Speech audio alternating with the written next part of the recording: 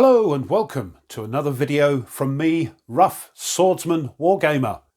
It's another Open the Box, and it's an unboxing of a game that I wasn't going to get, but having watched a few videos on it, I've decided to pull the trigger. It is Atlantic Chase, the Kriegsmarine against the Home Fleet, 1939 to 1942, designed by Jeremy White and published by GMT Games. And everybody's made a comment about this. It says Intercept Volume 1. So what's all this about?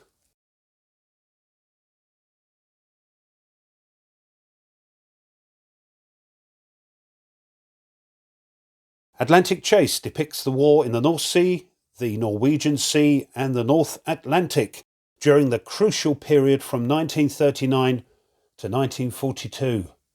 It is not a game about U-boats. Its focus is on the surface fleets of Britain's Royal Navy and Germany's Kriegsmarine. The Kriegsmarine's small but potent fleet of surface vessels, especially its modern battlecruisers and battleships, had a chance to tip the balance and force more of the Royal Navy's assets home. Had German assets been deployed differently, had chance encounters happened differently, Britain may have found herself at Germany's mercy. This game explores that balance of power. Atlantic Chase explores the struggle between the Home Fleet and the Kriegsmarine at an operational scale. Ships are organised into task forces, and the game presents the war as a series of scenarios, each depicting a sortie by German surface assets targeting British trade. 15 scenarios are designed for solitaire play, where the player takes the role of the Royal Navy in some and the Kriegsmarine in others. The game also presents two-player scenarios, as well as a two-player campaign system. The game emphasises the role information played in structuring naval conflict during World War II. Inspired by the pins and strings adorning naval charts in places like the map room in the Cabinet War Offices under London, a task force on the game board is represented by either a trajectory or a station, either a line or a point. When a task force is represented as a trajectory, information about it is fuzzy. Neither player knows for sure where the task force is, only that it is somewhere along that line. When represented as a station, players have more information. They know the task force is somewhere in the stretch of ocean represented by its hexagon. Atlantic Chase challenges the players to engage enemy naval assets on favourable terms. When a player has the initiative, they perform actions by activating one or more task forces. Most actions provide the opponent a chance to grab the initiative and perform actions of their own. In this way, initiative swings back and forth until one player achieves their operational objectives or forces their opponent under the sea. So here we can see the map board, some of the counters. So what do we get? We get a game board, 22 by 34 inches, two 8.5 by 11 inset maps. I think that's what these are.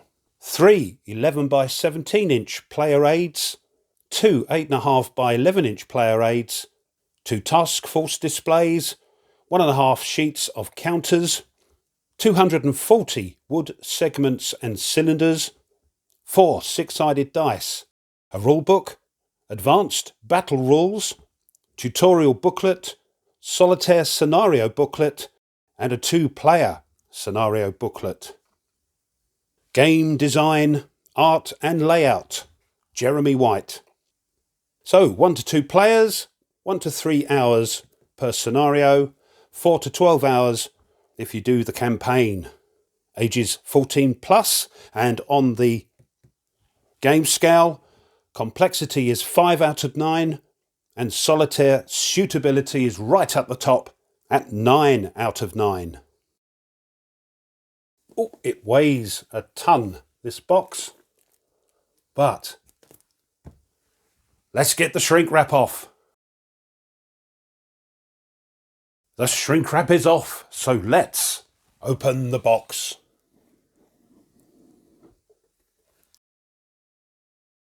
And at the top here, we've got errata. I don't think it's too drastic. I think a lot of it is spellings and things like that. Apart from poor old French, their flag's been rotated.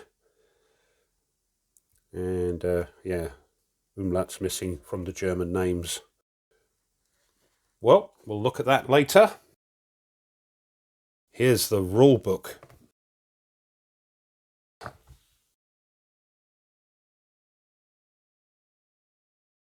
Let's see if we can... There we are. Oops. That's better. So, this rule book,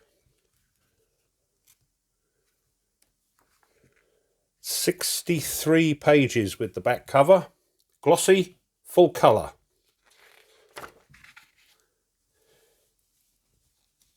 Introduction, getting started. There's a lot in this game.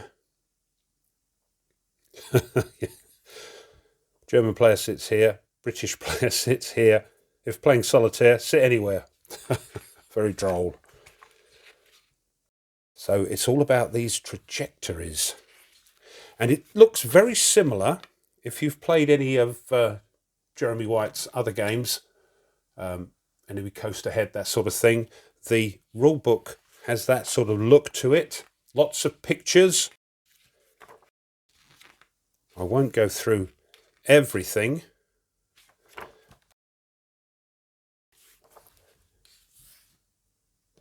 But if it's anything like Enemy Coast Ahead, then you'll have no problems, he says.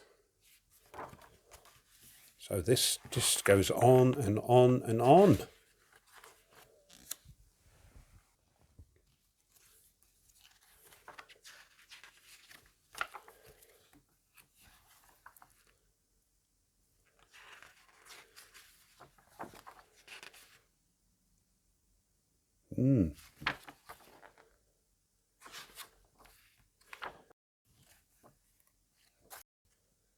Look at that. Okay. Torpedo attacks. Little index.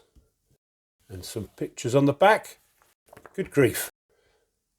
Them's the rules. Next, it's a tutorial booklet, which is, hold on, let's see, 55 pages.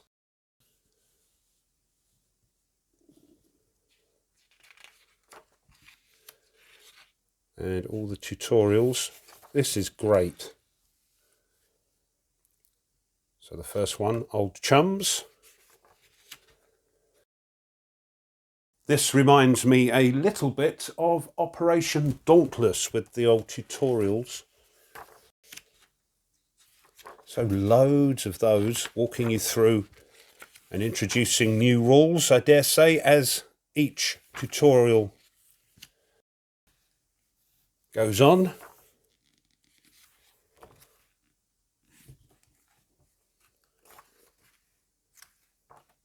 Look at this. Crikey.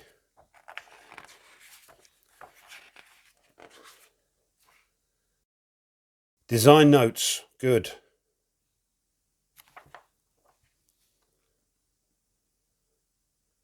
Inspiration behind the game. That's always interesting to know. Doing and knowing.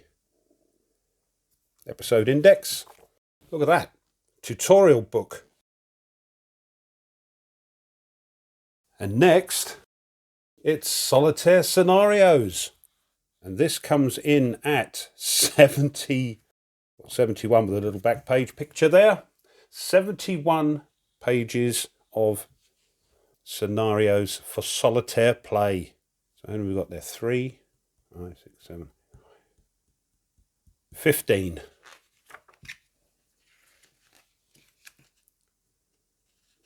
So the terminology, examples.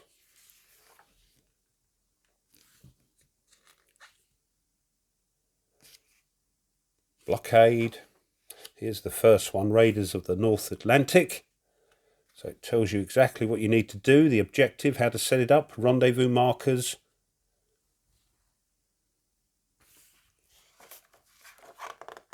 There we go. So we're playing, yes, first one we're playing the Germans. And this is the AI and what they're up to. Debriefing, how many victory points. And on it goes. And the next one we'll play the British.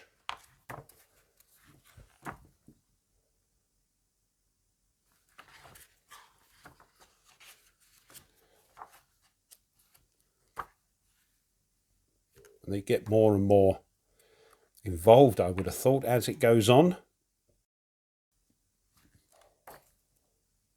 Decision at sea.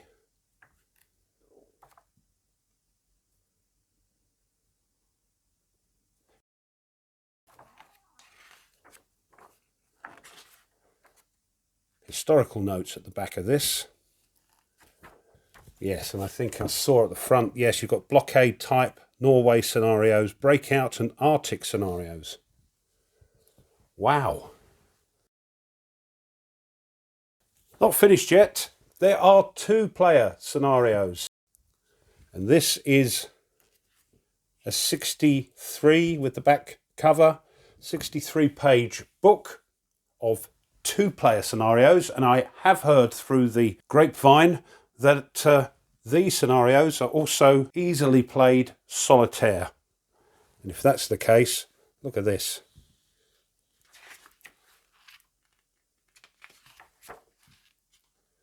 So again,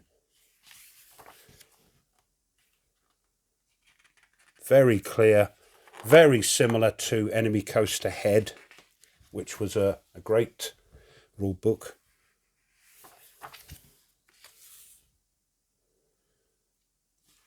So,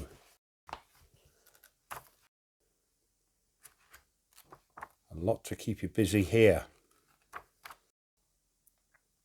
Oh, mini scenarios.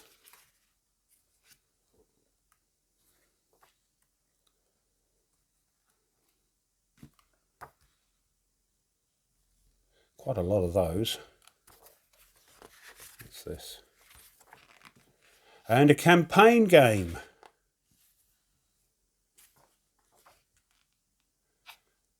How to set it up.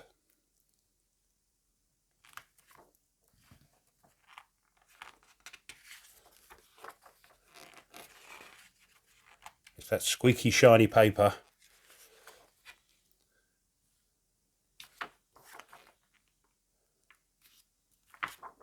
There we are, and the campaign table's on the back.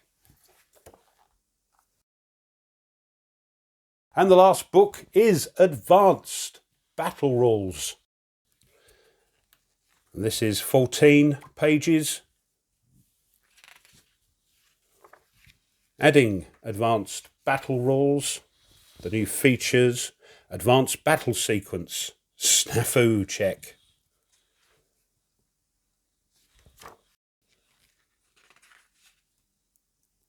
Ship Attitude, acquiring, closing or running. There they are. Gunnery.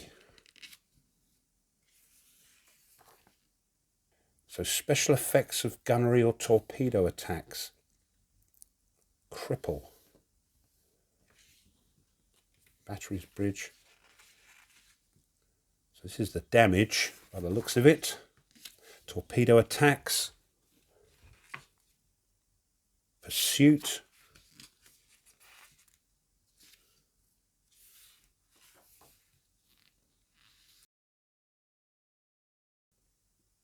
Some optional rules here. And the advanced tables for battle. Next is a single card, and it's the inset maps. This is the North Sea. Maybe for one of those mini battles, don't know yet. And on the other side, we've got Norwegian sea inset map. Then some player aids. German false pull schedule for the campaign game. And the campaign sequence. And here's one for the British. Same sort of thing. With their sequence. Couple of task force displays. We've got one for the Germans, showing us what ships are in those task forces, denoted by these, which we'll see in a minute, these wooden blocks. And here's one for the Brits.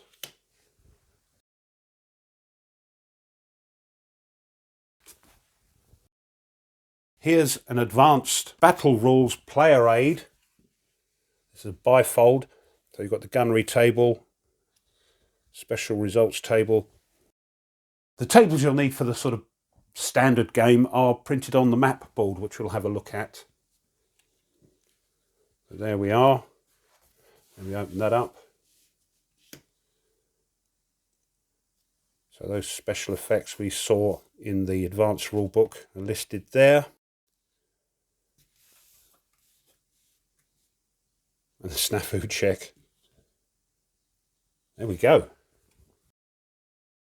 And then there are two sort of standard rules player aids bifold. Let's have a look at those. Common results, interruption results, initiative results. Look at that, look, aren't these great? They are great handouts.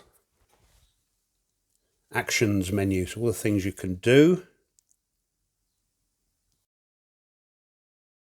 Seizing initiative, time lapse, stealth attack. And on the back, modifiers. There we go. Next, we've got 1.5 sheets of counters. Here's a little half sheet. And on here we've got the French. That looks tickety-boo. Washington. The British. Don't see any Commonwealth. The Germans. Commanders. And some admin counters there. Here's the damage side.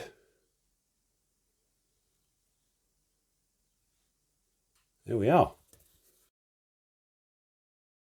And here's the full sheet. So some more Germans. Here's the Allies. The French. Oh yeah, look. Yeah. US. Admin counters. Flooding. Oh dear, rudder out. So very light on counters because it's all done with these blocks, which we'll see in a moment. Fire gunnery. There we are. In the bottom of the box, we've got some dice. And here's these blocks I was talking about. Let's have a look at those. So here's examples of some of these blocks which represent on the map the possible whereabouts of convoys and task forces and that sort of thing. And we get sort of different colours to represent all the different types of task forces.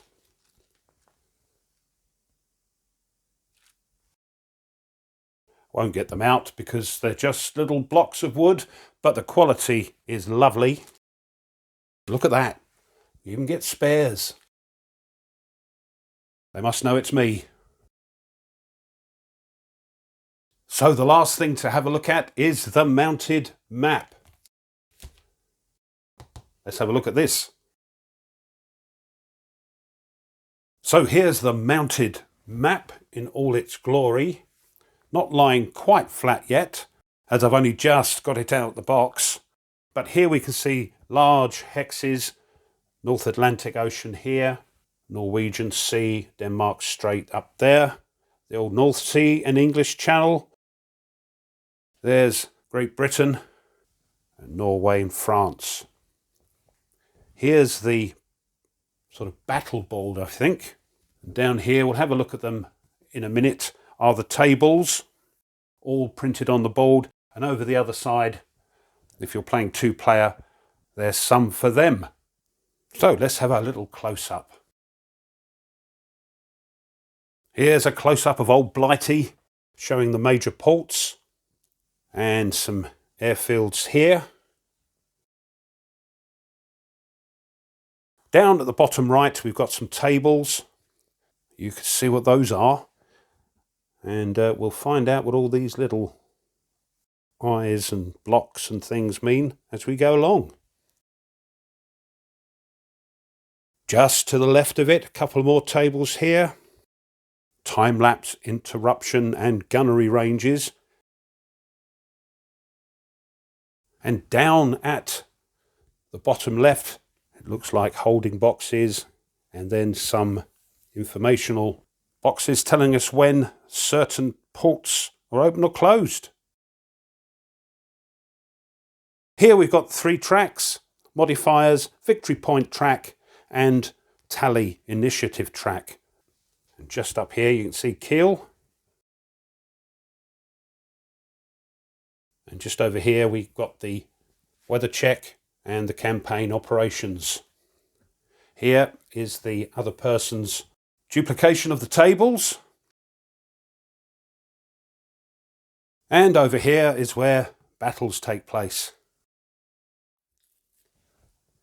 And up here, along with the duplication of those tables for the other player, are some more, looks like holding boxes for the different areas, and even some in the Soviet Union. Just for illustration purposes only, I've plopped a few of these down. This is sort of a trajectory. And as you saw on the back of the box, this, for me anyway, conjures up those war maps. And this is meant to represent, for instance, a convoy. And that convoy could be anywhere along here. Until we get more information, as the Germans, or even as the Allies. All we know at the moment is that somewhere along there, there's a vulnerable convoy. Or a task force out hunting the enemy. So this has been an Open the Box, an unboxing of a game that appears to be quite unlike any other war game I've played. It is Atlantic Chase. The Kriegsmarine against the Home Fleet, 1939 to 1942. And this appears to be Volume 1, Intercept. Designed, of course, by Jeremy White and published by GMT Games. Well, I hope you enjoyed that and it was of interest. If you did, and it was, and you haven't done so already, please have a think about subscribing to the channel because it really does help, as well as pushing the like button of the video. Ring the bell if you want to be informed of other content the channel uploads, and leave a comment. Videos of this game are starting to dribble their way onto YouTube, and I hope mine will soon be joining them. It looks very different indeed, but the feedback I'm getting seems very positive and I can't wait to try it. What do you think? If you've got the game, how are you getting on with it? Let me know, I love to read them. Thanks as always to my subscribers, thank you very much. And just before I go, one last thing. If you want to support the channel a little bit further, well now you can buy the channel a coffee. And those coffees go towards new content for the channel to upload. I'll leave a link in the description if you want to check that out, and thank you. So, until next time, as always, you take care, and goodbye.